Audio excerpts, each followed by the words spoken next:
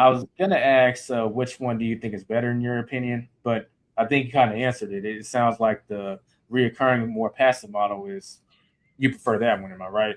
Yeah. I mean, it's fun to do like a perm placement and you get this like one magical $25,000 check come in the mail. Like that's pretty fun. But if I, because I'm in a fortunate place where like I've had some success, I've got some capital, so it's allowed me to float payroll. But I also have risk too. Happens really, really rare. But I had a client recently that kind of went bankrupt, Oh, right? So I've got a few invoices that will probably not get paid. But I still had to pay the people, right? I still had to pay the right, people right. that did the work. Yeah, yeah. I mean, like, yeah. I mean, the company went under. That's unfortunate, but you still got your last 2 weeks to a month that they did the work for. So you're still paying them for that. That's right. That's right. Yep. What's up, everyone? This is Elijah from the Side Hustler Society. And in this podcast, we're going to be talking about how can you start a staffing agency if that's something that you've always been curious about. I think it's one of those things that we've probably been a part of at some point when it comes to finding work as an employee or even maybe as an independent contractor or just a contractor. But we may not even know the ins and outs of how to start one, the operations behind how they get their clients, how they get paid, any of that. That's why I'm glad to be bringing on a guest today. His name is Brian Samson, and he is the founder of Plugg Technologies, a leading nearshore firm connecting Latin American talent with U.S. companies. Brian has spent 10 years focused on nearshoring, including living as an expat in Argentina. As a founder, he has grown 3 separate companies from zero to $4 million APR each. Prior, he was a VP of talent for several SF or San Francisco based tech companies, including an IPO and an acquisition. He holds an MBA from UCLA, and he and his wife are advocates for foster care, having adopted a baby girl. Now that we know a little more about Brian, let's go ahead and bring him on the show and get started. Welcome to the Side Hustler Society podcast, the place where you can find out more about the hustles that are best for you. And of course, make more money in the process. Elijah has been in the gig economy and freelance space for over 8 years and has done over 4,000 deliveries on Uber Eats. Has several video editing clients, many properties on Airbnb, runs multiple YouTube channels, and is the author of the best-selling book, The Anatomy of Financial Success. It's his mission to empower people with the tools needed to be successful. Now, welcome your host, the king of the side hustles, Elijah Bilel. Okay, we're on. Brian, I trust you're doing all right today. I'm doing great. That's good to hear. Good to hear. I know we did talk a little bit before we actually hit the record button, so I'm not gonna repeat myself. But I'm gonna say I'm pretty excited for this show because we're gonna be talking about something that I think most people have dealt with in their lifetime if they've been in the workforce. But in terms of like temp agencies or staff agencies, signing on with them to get work, I think that's something that either we've been involved with at some point or we know someone that's been involved, but we don't actually know the details of like how it works. And I remember one of the YouTube creators that I follow, he mentioned he was starting like a temp agency and a staffing agency. And I just kind of thought like it's one of those things that I've been a part of before in terms of like, signing up with one, but I actually don't know too much about it. So I got my mind thinking, like, I wonder what does it take to start one? How do you run it? How do they actually make money? And I know I'm not alone in that regard. So Yeah. I'm pretty excited. Oh, go ahead, Brian. No. Yeah. I'm happy to share with your audience and the economics of how a staffing agency works and the different options you have. Good to hear. But before we hop into that, do you want to tell us a little bit about yourself? Because I know you're like me. You have a few different businesses going on. So what's everything you got going on? Yeah. I think going back 10, 15 years, I've always picked breath instead of death. So I'm like the guy that knows like my knowledge is like a mile wide but an inch deep, you know. Like I like to dabble, you know, touch a lot of stuff. So you know, entrepreneurship for me started about 11 years ago. I mean, even technically maybe like 13 or 14 years ago. But it was in the recruiting, staffing world is kind of where I got going. I've done some international business as well. I've had some scale. So I've had 3 different companies that I started from zero and got each of these up to $4 million in annual revenue. And I think there's a stat somewhere around there that, like, you know, less than 10% of small businesses will ever reach $1 million in sales. So I feel pretty, you know, proud about that. You know, but like they say, you know, more money, more problems, you know, so as scale happens, you know, then your problems don't go away, they just get bigger. You know, I've lived in Argentina, getting the business off the ground, did some school in Singapore. And then as I've kind of navigated the volatility of the staffing market, which I can get into, I've looked for other revenue streams. So I live in Hawaii. I own a couple rental properties out here. I also started to buy home services companies. So I own part of a cleaning company, and then I own part of a locksmith company that I'm looking to acquire more. So this is in addition to the staffing businesses. And then this year I also launched a AI implementation business that I've got an operator for. Everyone has to get a share of that AI in some form or fashion. It sounds like you're pretty well traveled. So what's the most interesting place you've been to, like, in your opinion? Yeah, you know, probably the place I've spent the most time abroad is Argentina. I've been there 9 times, you know, lived there for about a year. I describe it probably as the most third world of the first world. If you go there, you're like, wow, you know, this looks like Paris, like beautiful architecture, tree-lined streets, cafes, people are relaxed, 4-hour dinners. If you like steak, Elijah, I think there's no better place for steak. You know, they're famous for Malbec. Country's huge. You know, they've got the Andes, snow-capped Andes mountains.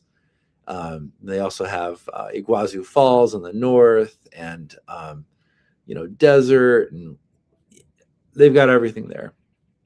But this is a country that, you know, before like World War II was one of the wealthiest countries in the world, and they squandered it because you know, we talk a lot about tariffs now, you know, in the U.S. and domestic protection. Yeah, I know there's been some controversy throughout the years with their currency and what happened earlier in history. Right. Yeah. That's right. Yeah. So they squandered it, you know, just really bad economic mismanagement, and not just like one administration, like 20 in a row, you know, and that really kind of sucks the life out of a country's economy. So it wasn't until recently that their president Milei kind of took a chainsaw, so to speak, to everything and cut out all the bloat, the corruption. I wouldn't say all, but quite a bit of it. So you know, it's a kind of a pull the Band-Aid off story. So it hurt for a little bit, but I think now they're on the right road. But I think it's just like a really complicated country, you know. You can live really well, great quality of life, but then, you know, it's also just has a ton of history and a little bit of everything. So you asked if I like steak. We didn't ask. You said if I did, I probably like it there. I'm actually a vegan, so Okay. I'm kind of curious, like, if they have any vegan options. You know what's so funny is I got so tired of eating steak there, which sounds crazy, you know, for me, because like I really like it. But when you have it 6 days a week, I'm like, hey, can I can I get a vegetable? So I wasn't sure if they were joking, but like they offered me chicken. Oh, wow. So it's like a big meat eater world. I went to Asia right after being in Latin America and Argentina for a while. And all I wanted to do was eat vegetables, just like stir fry vegetables. That's all I wanted for like a week, just to kind of cleanse the palate. Too much of anything, is dangerous. So I admire your veganism. You may struggle a little bit with the options down there. Okay. Well, I mean, that's good to know because some countries are more vegan friendly like than others. Like I've heard that Peru is pretty vegan friendly, Mexico's pretty vegan friendly, but it's good to know that Argentina might not be on that list. So if I do go, maybe it'll definitely be a short stay. Yeah, the food is very organic. They don't put all that junk in it. It's really, really organic, but they just don't grow a lot of vegetables. It's very, very meat driven. Ooh, that's kind of interesting because a lot of Latin America countries they do tend to grow their own vegetables and stuff like that. I guess that's probably one of the anomalies. Yeah. Well, thanks for the warning. I'm definitely going to keep that in mind. I have to bring food, or no, I think the best option is probably just not to stay too long. Yeah, but I'll go ahead and kind of hop into it because I can easily divert the conversation to be kind of like more of a healthy conversation, and that's not we call it the Side Hustler Society for a reason. So we'll stick to that theme, if you will. But I'm pretty sure people want to know. We're going to get into the staffing agency aspect in a sec, but on your profile, like people see right in front of them, founder of a Plugg Technologies. Could you tell us what that is? Yeah, Plugg's staffing agency. We do long-term contractors from Latin America for U.S. companies. Could be software, could be marketing, could be a virtual assistant. But if you are looking for somebody on your time zone, often we look to Asia, for like a virtual assistant from the Philippines or software developer in India or something like that, or we make our products in China. But Latin America can do all of that too. So it's a little bit more expensive than Asia, but I think you more than make up for it in value because everybody's on your time zone. So that's what we do all day. We've got a recruiting infrastructure, operations, sales, and as customers are looking to grow their team and they want talent from Latin America, we deliver it for them. That's very interesting because when I think of staffing agency, and I think a lot of people watching the show will probably think of the same thing. I think back to my I can't even say early 20s. I'm going to say late teens where I walk inside a building that's called such staffing. And I'll go in and fill out paperwork on like what I have an interest in, and they'll keep me on file. And if they're playing matchmaker where they find a company that is looking for someone that I've said that I'm interested in, then they'll connect us, and I could go work for them, and maybe that could turn into a full-time job, etc. But I think the biggest thing that people think of is the physical building. But it seems like what you're doing is more virtual than anything. Mm-hmm.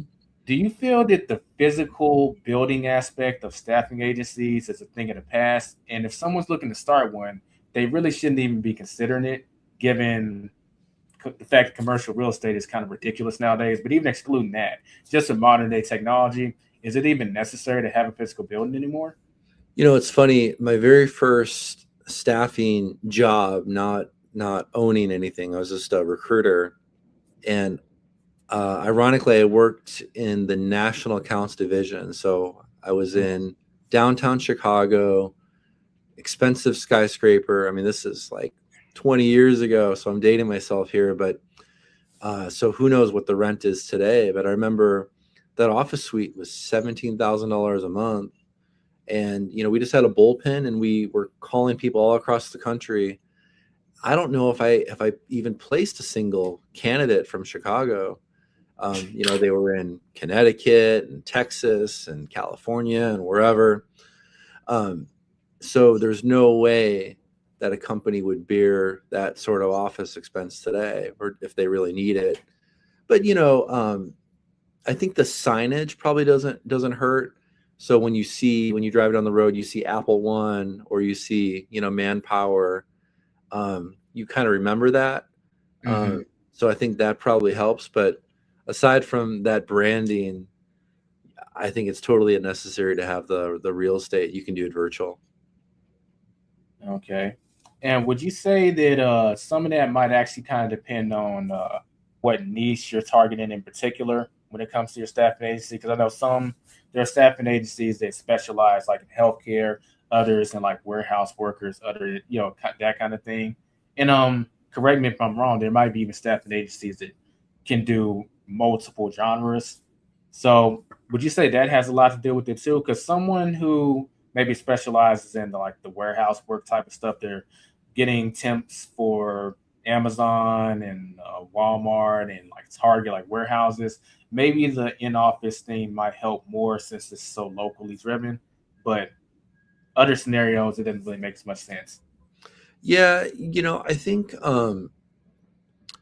where that probably helps is maybe it makes candidates feel like it's real, and I don't want to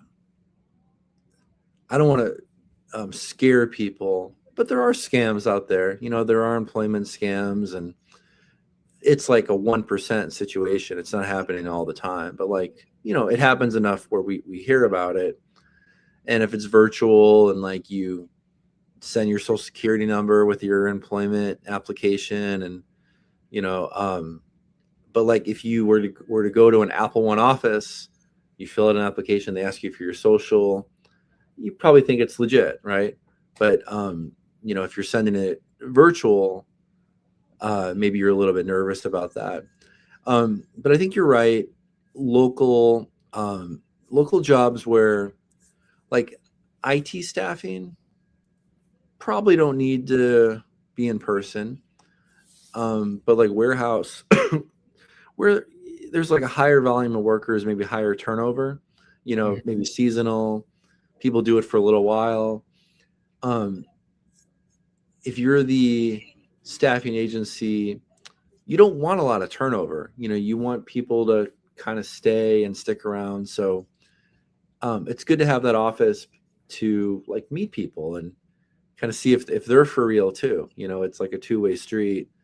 The candidate wants to know that it's legit, but the staffing agency also doesn't want to send flaky candidates, to their clients.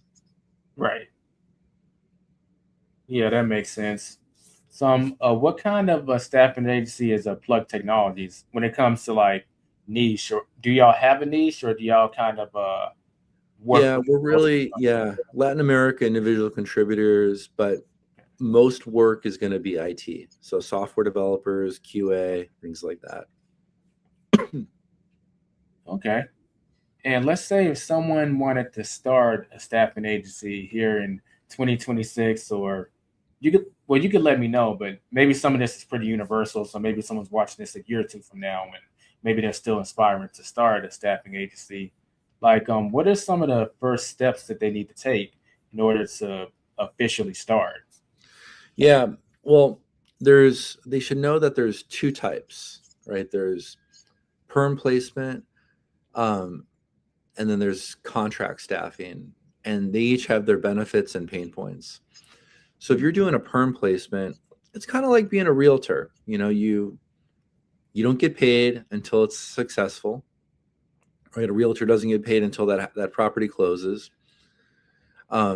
which means like stuff can happen, like buyer agrees to the price point, and then they go through inspection and something comes up and they back out.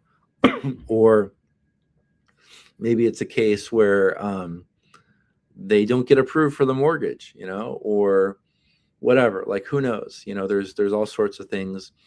So real estate agents have to have a lot of clients and just a few will close. Same thing with a perm placement recruiter. But on the other side, you don't need anything to get started, just like a laptop and an internet connection and a phone. You just find a few clients that are hiring. You find candidates, you connect them, and maybe you get lucky, maybe you don't. But you usually get a percentage of the base salary. Typically, 20% is kind of the median. So if you place somebody for $100K, you'll get a $20,000 check, which sounds really nice. And great perm placement recruiters can easily make several $100,000 a year. The average, probably a lot less, just like real estate agents. Now, the other side is the contract staffing. And this is the business that I'm in. So you have to have a little bit more capital to get going because you're paying your staff. And then you're paying the people you put on contract. You're paying them before you get paid from the client.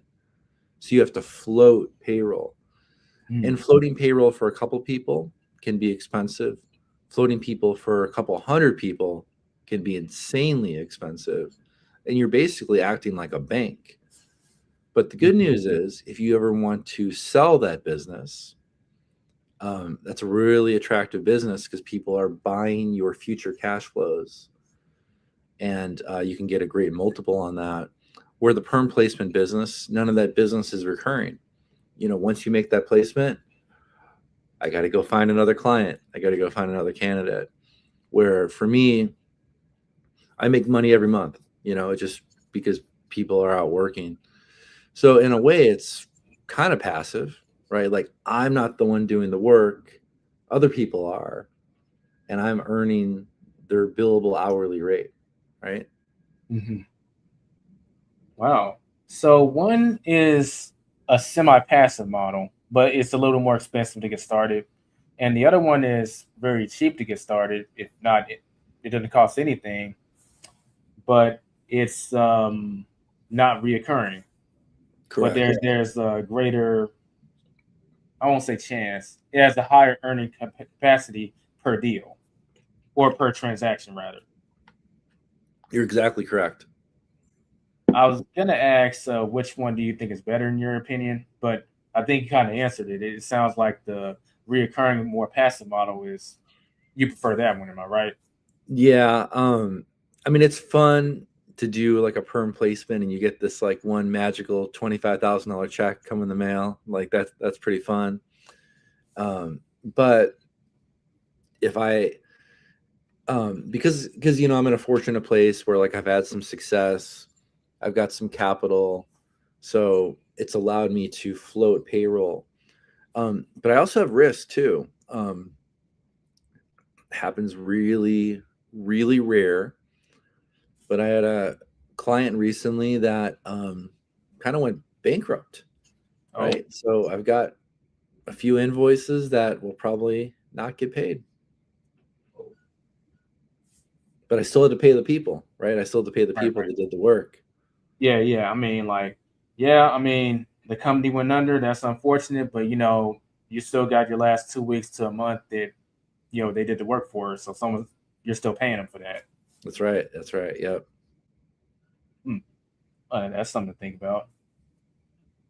So I guess technically that model is a little more risky than the other model, because it's interesting how these two models, they really have trade-offs. Trade-off is the right word. Yep. So if someone wanted to start the model that you're, you said one is contractor and the other one is firm, right? So if someone wanted to go the contractor route, but they know that's going to take more capital to get off the ground. I know it might vary depending on your industry, but like, could you give like a flat number of like, look, I wouldn't even be thinking about this unless you had X amount of dollars you're willing to invest in it to get off the ground. What would that number be? I think 10,000 would probably at least get you going, because you're going to need to float at least one paycheck for the person for that first placement, right? And but everything's negotiable. Maybe you can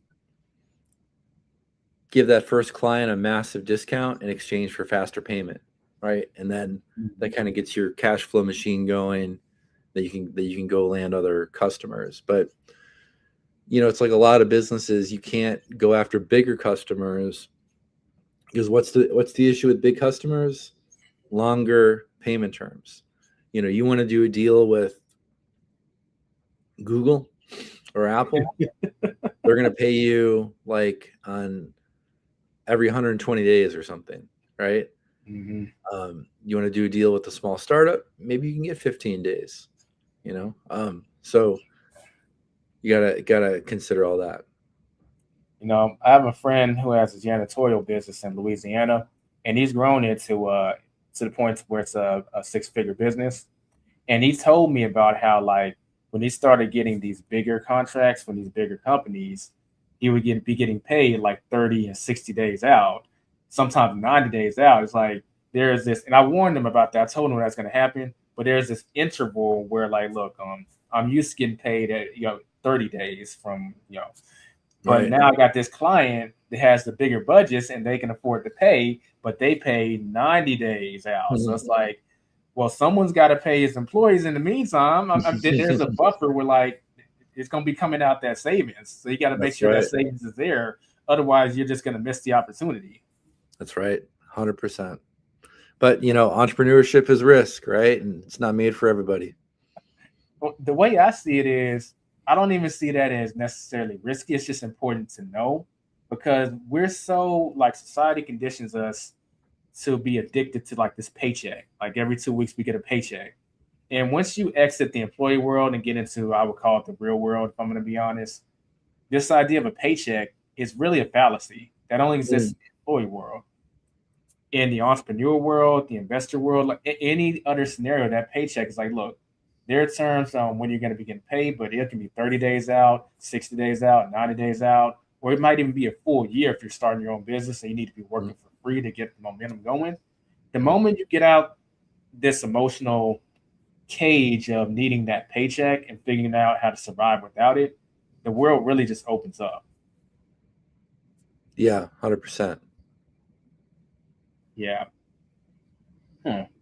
So some people, I'm actually real curious about this one. Is there any kind of license you need to start any kind of staffing agency? I don't think there is, but I thought I would ask.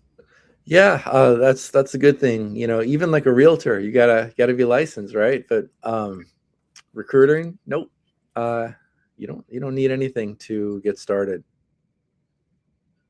Oh, well, shoot, I'll consider that a good thing. That's for sure. So when it comes to how can I? This would definitely be in the contractor category, but like people know these terms like temp to hire, like direct placement, like temp staffing. These terms, how do they end up playing out in a contractor scenario? And do you value those 3 different categories in different ways as a founder of a staff agency? Yeah, well, I think there's nomenclature like temp staffing. I think to most people, not all, there's semantics, but to most people, you think about like this actually came.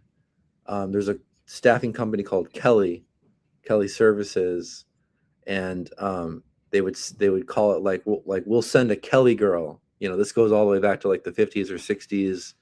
We'll send like the secretary for the day or secretary for the week, right? That's kind of how that term originated. So temp truly meant temp, like somebody to come in for a day, for a week, like short term. Kind of like a substitute teacher. More or less, yeah. When you think of contractors, usually that's industry specific, but for IT, 6, 12, 18, 24 months, is pretty common. And then there's like project-based stuff where, you provide, like I had another staffing company where I would lease recruiters for projects. And so let's say Elijah, you got this, or like your friend, let's say your friend who's got the janitorial company, and he lands this like massive project where he's got to hire 50 janitors, in 3 months, right? He probably isn't even ready for that, but what if he had a company where like he could hire 5 recruiters to start tomorrow and just jam on pipeline interviewing, And in 3 months, they've hired 50 janitors and now he can service his clients. But what happens in month 4? You don't need those recruiters anymore, right? So, so I had a company like that, where when the market's really hot and everyone needs recruiters because everyone's hiring, that works. But it's very project. When it's over, it's over. You kind of work yourself out of a job. So there's nuances to all this stuff. And there's also executive search, which is run a little bit different. If you're hiring a CEO or a CFO, something like that, you'll do a pretty big retainer. So the search fee for something like that is probably over $100K, and that search firm is going to get $40,000 just as a down payment, just to get their attention to help you fill that job. But it's worth it because they've got a really deep network that you can never replicate. Right. And in that case, they probably have a pretty thorough interview process, right? Yeah. So you're not talking to random people, you're talking to candidates that have been thoroughly vetted, and they've got dossiers and all sorts of stuff. Right. Okay. And since we're on that topic, how does the economy affect the business like this? Like, obviously, when the economy is booming, everything is good. But like during a recession, do staffing agencies, do they see less demand, more demand, or do they need to get more creative with how they find clients? How does that work? Yeah, I think ironically, contract staffing and temp staffing do better when the economy is rough, because companies want flexibility and optionality. They want to hire people for a couple months. They don't want to lock them in a long-term W-2, right? Right. But when the economy is really hot, both do well. Perm placement, people are making longer-term investments, because when the market's hot, everyone thinks it's going to be hot forever, right? It's funny how that works in any area of finance, not just this one. That tends to be the case. Mm-hmm. Whether it's a bull market in the stock market or the real estate market is booming, and it's eventually it's going to turn the other direction, and people act like they didn't see it coming. But you might not have been able to see the exact when it's going to the turning point. Fair enough, but deep down it's coming, but you're just ignoring that voice, and then you end up paying the consequences. Mm-hmm. This is kind of funny. So you kind of talked about this already, but maybe there's maybe you want to add more context. But in your opinion, what is the biggest cash flow challenge in this type of business? Now, you did mention the needing to float the payroll for that inter-buffer. Would you say that's the biggest one, or is there a bigger one? By far, yeah. I mean, I've got 1, sometimes 2 months of payroll that I have to cover before I get paid. So you're when you get to a certain size, you're kind of running a half staffing company, half bank.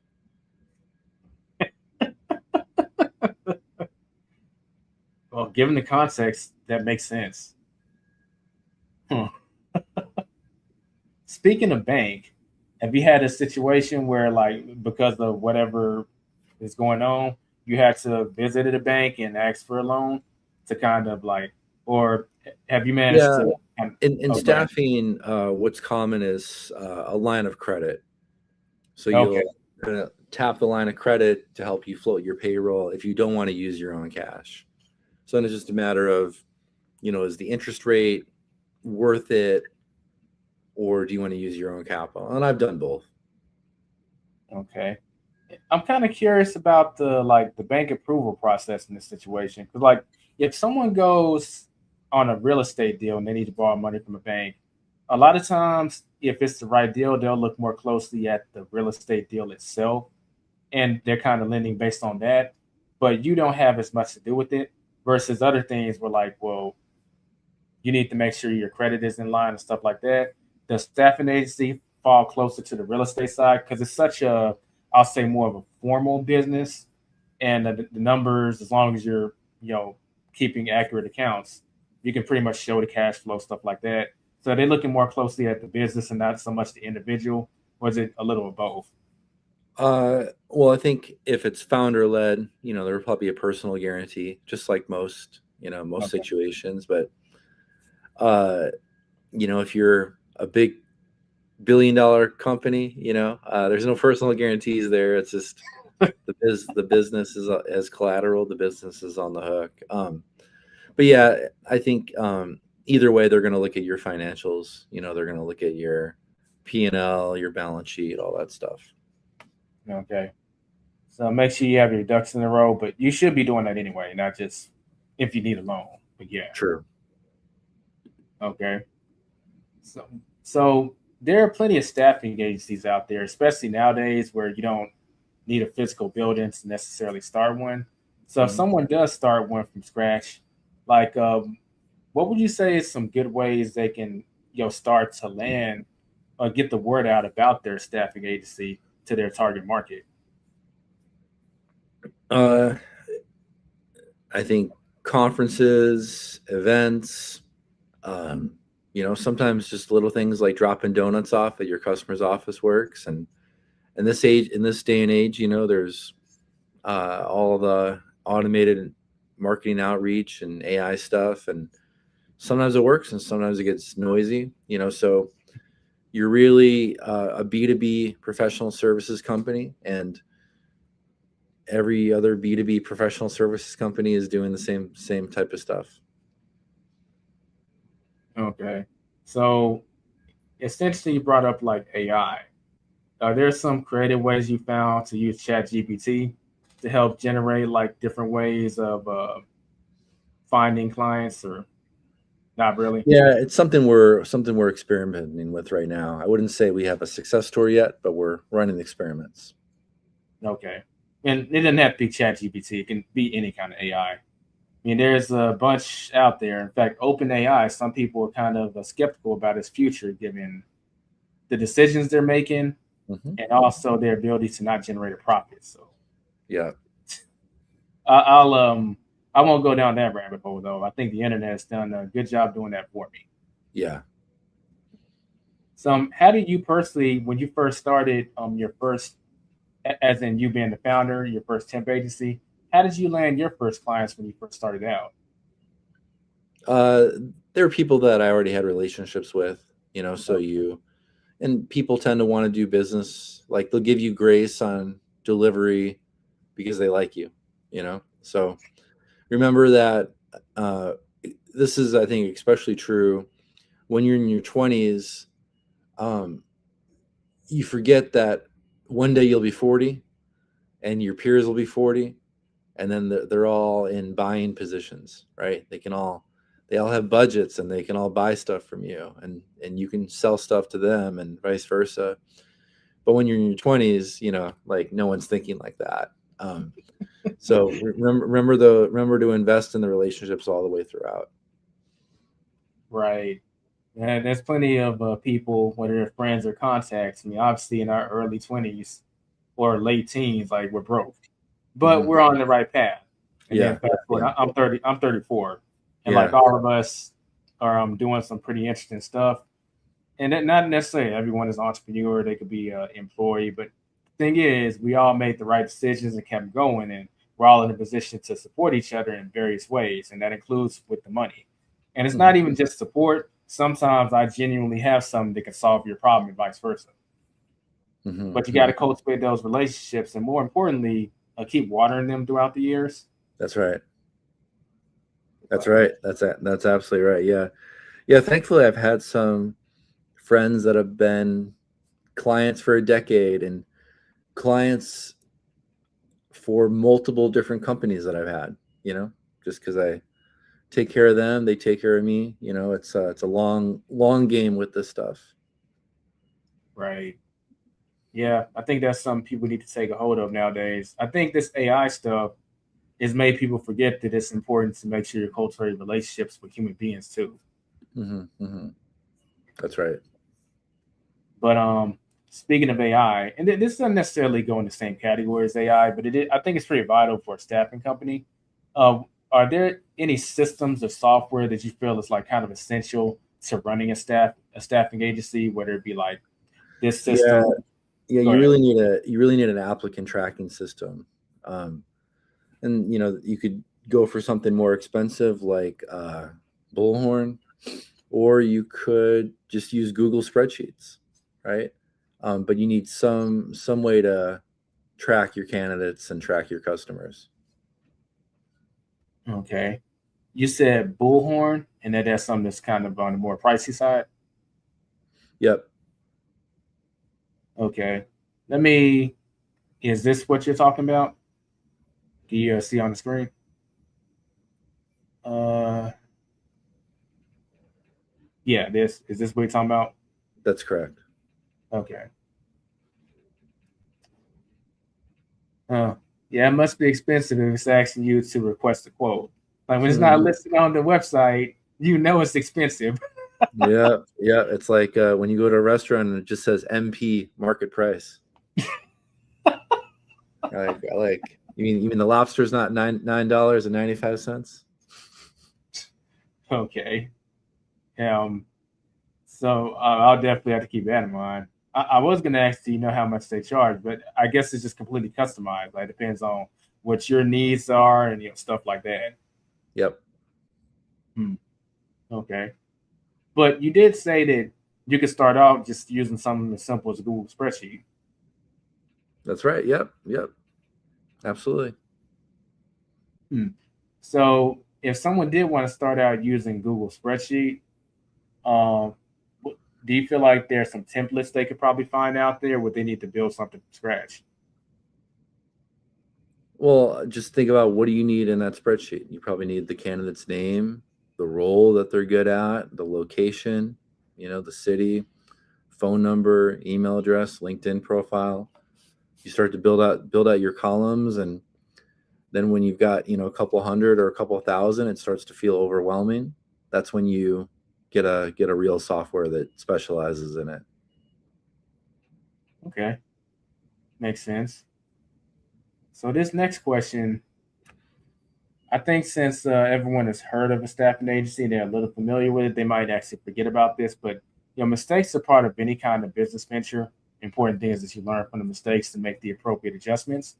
But what's your biggest mistake that you've made in this type of business? And if you want to give advice to someone to start now, like, is there something that can be done to avoid it? Yeah, I think my mistake, and I talk about this a lot, is I hired salespeople really early, Oh, and I don't think you need to. I think even though sales can feel intimidating to a lot of people who've never done it, um, as a founder of a business, you're going to have to get that skill one way or the other. But also, companies really appreciate talking to the business owner, so they'll give you a lot of grace. So I think my big mistake was underestimating my innate superpower that I had, even if I sucked at sales at the beginning. mm. you know, it's such a bigger deal when you're out there promoting your own stuff as a business owner, freelancer, versus like, if you're representing something else. Because I know exactly what you're talking about. By trade or skill, I'm a video editor. It just makes a massive difference if this is actually your business.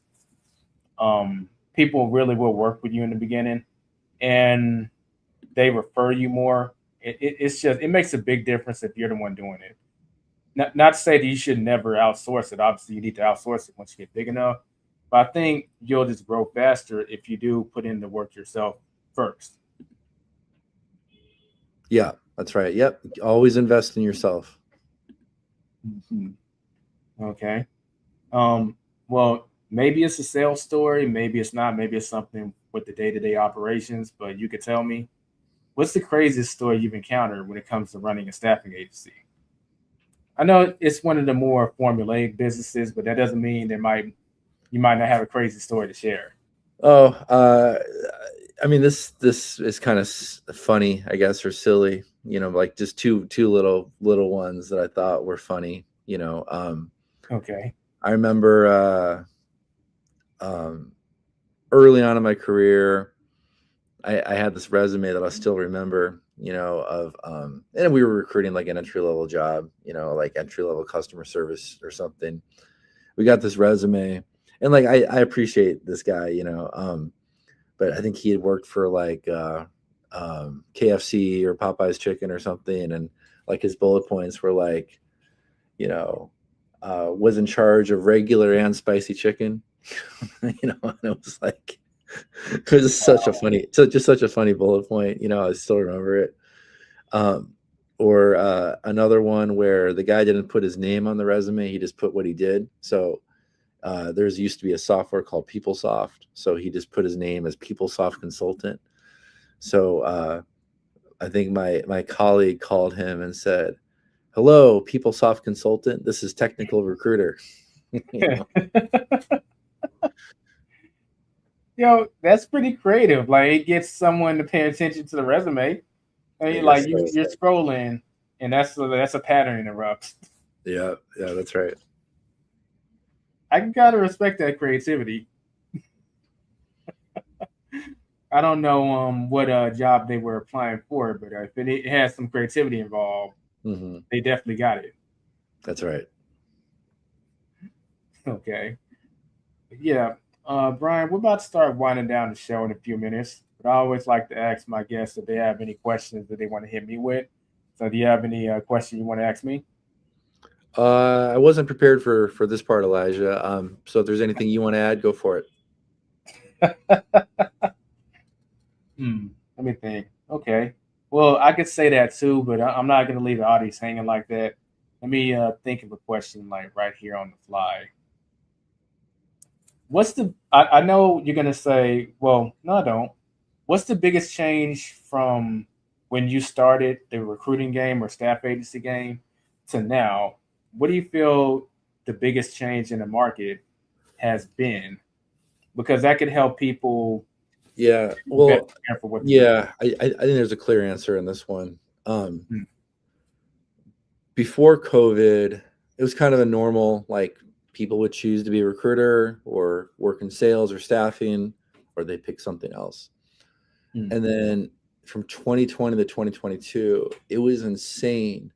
The hottest job in the market was for a technical recruiter, like more than engineers, more than AI people, anything. Like, companies were fighting like crazy for experienced recruiters. And then the market crashed. So 23, 24, 25, it was a rough time for recruiters. Oh, also last year? Last year, I think kind of maybe normal, but anyway, you have a couple bad years and there's no jobs, you don't work for a year or two, and then you switch careers, you get out of the industry. So that means that a lot of brand new people got into the gold rush, and a lot of people left after it crashed. So, just like 2006, this probably before your time, Elijah, but everybody wanted to be a mortgage broker because the real estate market was super hot. I know it happened in 2008. In 2008, nobody wanted to be a mortgage broker, right? So, if you commit, and work on your craft, you'll do really good. But you got to be prepared for the cycle. So, stack your cash, find side hustles, other passive income when things are going well, because there's a crash around the corner. You got to be ready for it. So the staffing market has its own cycle, like the real estate market, the stock market, heck, even the crypto market now, where I know COVID it's a once in a lifetime kind of thing. Like, that's kind of resets everything. But even without that, it has a cycle of its own. Sure. Yeah. I mean, just like the economy overall.